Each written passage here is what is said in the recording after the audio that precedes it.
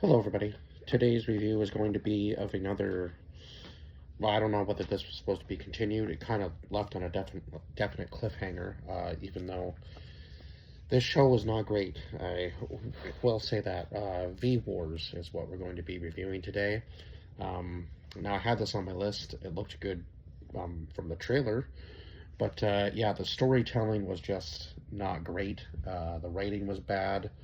Um, some of the line deliveries were a little bit cheesy.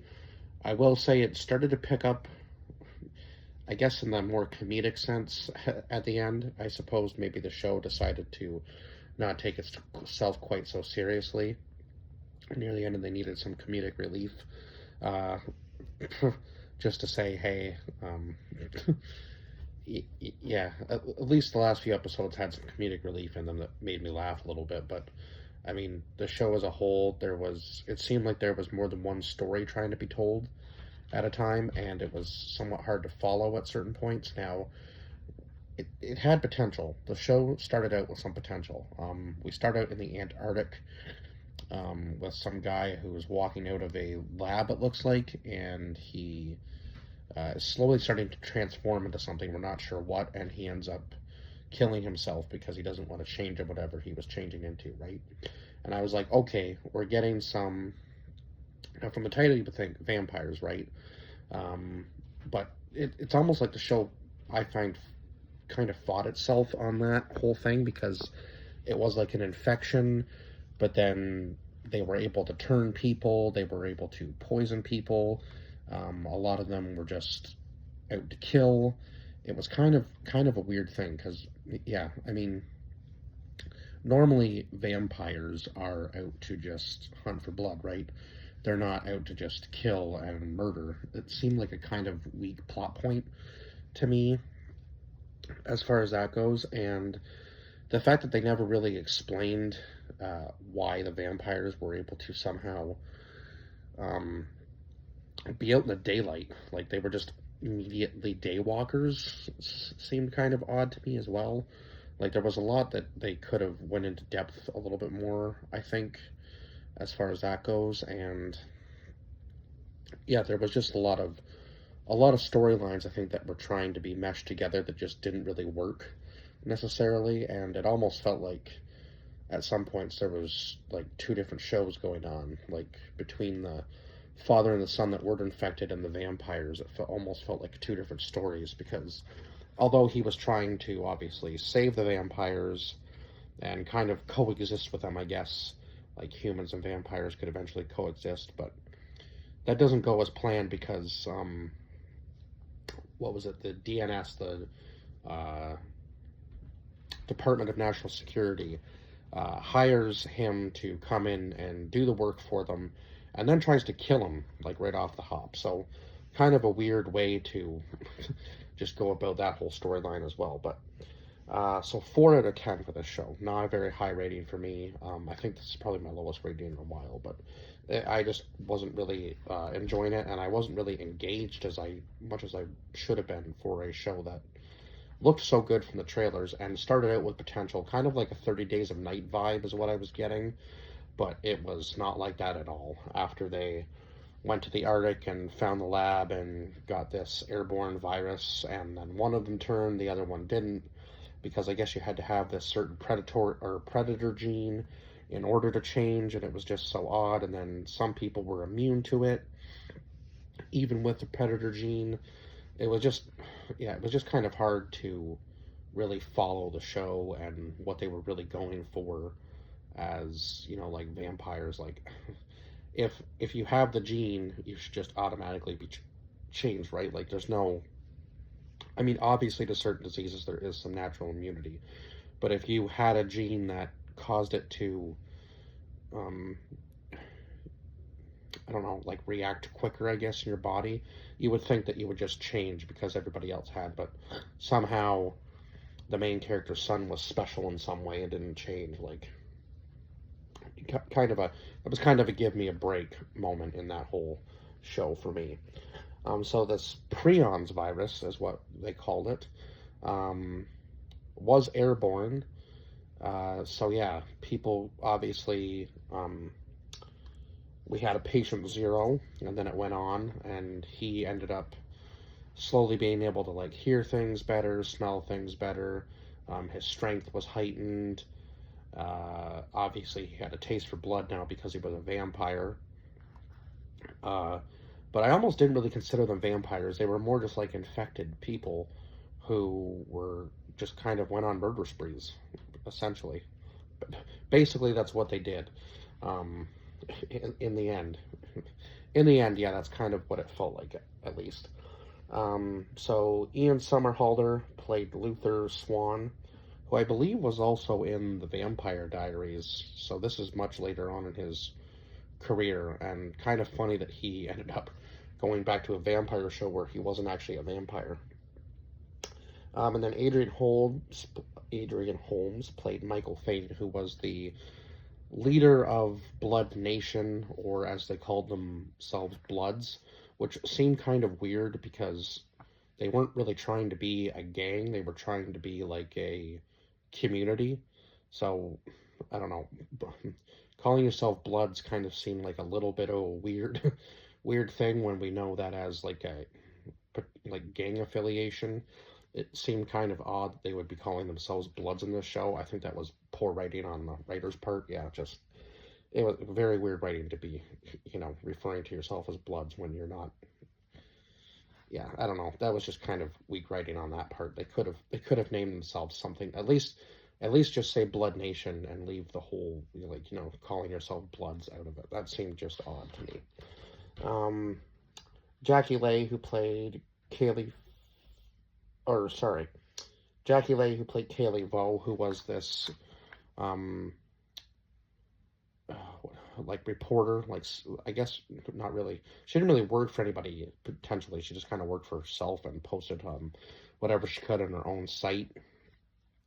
So she starts posting stuff about Michael Fane and him turning, and she seems to be there all the time when he's around, and she's trying to hunt him down through the entire show.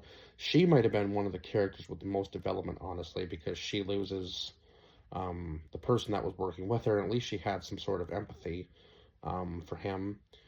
And yeah, I think she might have been one of the better written characters, even though she wasn't really a main character. But yeah, at least she didn't seem like she was just a cheesy part of it. She was kind of like in the middle ground, right? So I think it was probably easier to work the characters that were like that in.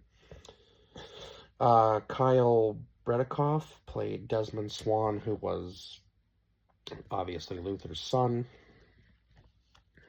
And then we had Kimberly Sue Murray, who played Danica Dubov, who kind of goes on like her own spree in a sense and has her like kind of story arc in the show as well. And obviously she was with Michael throughout most of the show and has like a connection with him, I guess. I don't really know. Like, I don't think Michael the one that changed her in the beginning of the show? See, it's so hard to remember certain points because there was at one point this woman that he did think that he thought that he killed, but I can't remember if it was Danica or not. And then Danica changes her sister, and obviously her sister feeds off human blood, or well, feeds off human blood, but like from blood bags and so on and so forth. Doesn't actually end up killing anybody. We had Peter Outerbridge as Caleb Nichols, who ends up becoming the new leader of the Bloods and Blood Nation at the end of the show, and basically says that now the Bloods aren't going to take orders from the people or the humans until everybody's their food, essentially. Michael Greyes played Jimmy Saint, who I think was probably my favorite character in the show. And yeah, the Bite Gang was kind of a weird touch into the show. I don't really know why they were even introduced other than to introduce this Jimmy character. Like, it kind of was just like so many conflicting plots in the show that it was almost like I said, like three different shows mixed into one, and they couldn't really figure out what direction they wanted to go because the bike gang was kind of just weird. They were out to just take out Bloods. It essentially seemed like that was what they were doing. Um, and then Sydney Ozarov Mayer played Ava O'Malley, who was kind of Michael's like second in command in the group that he was with, because she was obviously young. I think she said she was 19 in the show, so she was young. So he was kind of had taken her under his wing, because obviously she's going to live a long time, right, as a Blood. So it just made sense for him to do that. Like, I guess if he ever died or whatever, like she would be younger and have control, and if she lived a long life as a vampire, she could lead that group, make it a prosperous group, right? And they needed numbers, so having somebody young to obviously recruit the younger generation just made sense. Lauren Vandervoort played Mila Dubov, who was Danica's sister. Um, and yeah, she ends up killing her sister at the end of the show. It was kind of just weird. Greg Burke played Bobby, who was the leader of this bike gang. Again, I don't really understand why they were there, other than obviously to introduce Jimmy, who ends up being an FBI agent, and then is tasked with finding. Oh my God, I can't think of his name. Tasked with finding Luther, and then they team up, and so on and so forth. The show kind of goes, yeah, so many different directions. Ted Atherin played Senator Smith, who was working with Calix the entire time, trying to bring Luther down, because their whole thing in the very beginning of the show was taking out all of the Bloods. Like, they just wanted to wipe out the entire vampire community, and of course, everybody else is like, no, we must coexist, so on and so forth. Kind of, kind of just seems weird when vampires are committing mass genocide of other people and not bothering to even like change them in any way, shape, or form. Yeah, just kind of wild that they would even think that trying to coexist with them was even possible. Like, I don't know. Yeah, I would say it's almost like the vampires were trying to make it post-apocalyptic in a sense in the show. And then Lauren Carter Red. I hope I'm pronouncing that right. Played Sasha Giroux, who was the senator who was trying to get Luther to speak his mind about what was actually going on with the DNS and so on and so forth, and what they were trying to make him do for work and all of that. And yeah, they had his ex-wife in the courthouse when he was about to do his speech, and they thought that was going to stop him. But yeah, he ends up showing that he's not going to back down from them or feel threatened and so on and so forth. So he is able to get his wife to a safe location. Not really sure exactly where she ended up after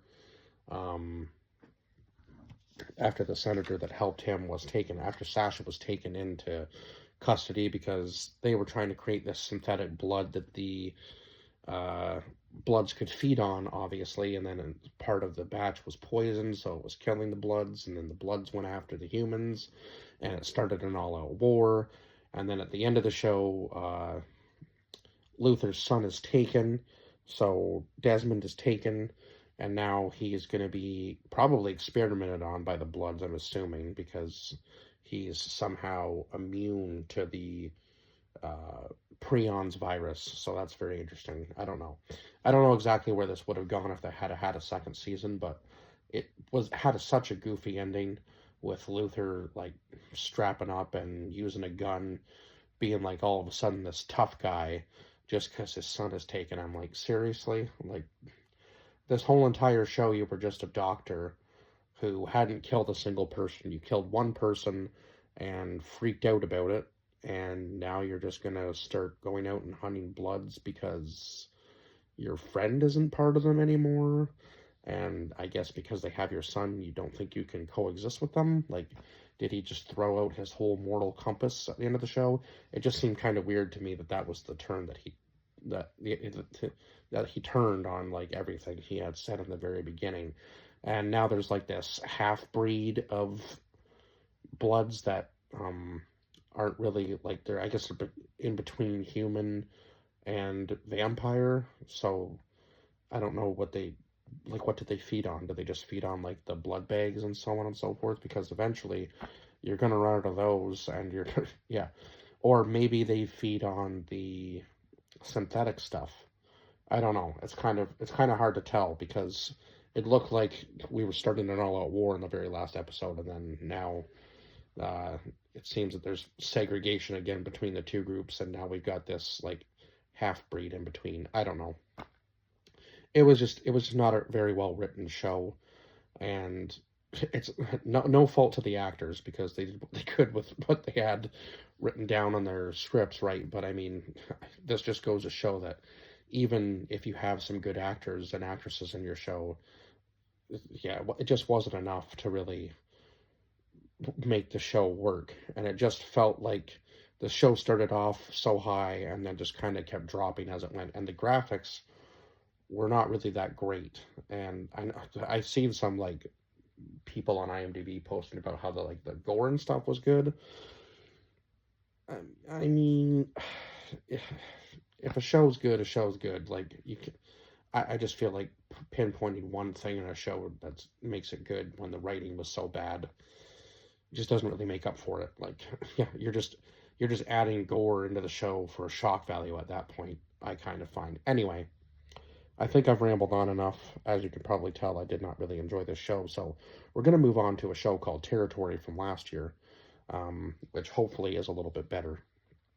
And yeah, I will see you guys on the next review.